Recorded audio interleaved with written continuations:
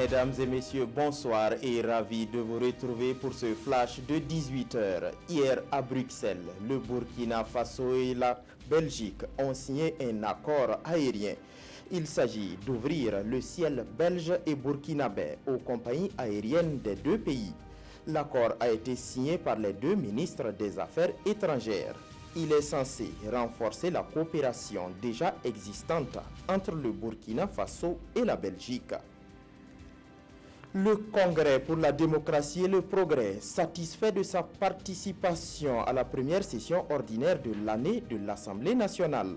Au cours de cette session ordinaire de l'Assemblée nationale, le CDP a refuté le vote de 3 lois sur les 27 adoptées. Parmi ces lois rejetées par l'ancien parti au pouvoir figure celle de la modification du code pénal.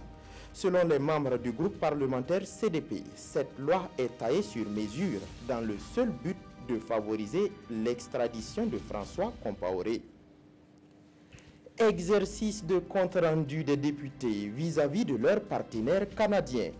Hier, une délégation de la représentation nationale a fait le point du projet d'appui à la démocratie au Burkina. Ce projet est financé par le Canada à hauteur de 1,3 milliard de francs CFA sur 4 années.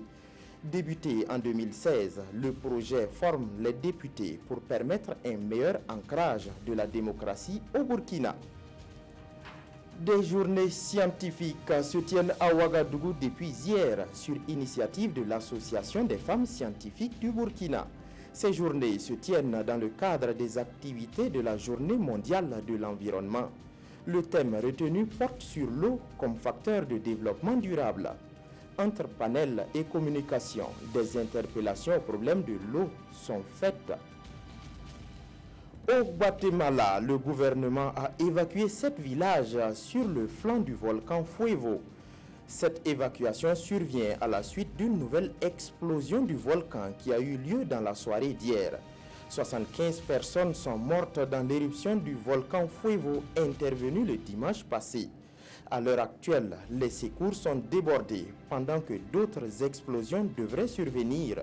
Le bilan pourrait encore s'alourdir. C'est tout pour ce flash. Merci de votre attention. Monira Kéré vous retrouve à 19h pour d'autres actualités.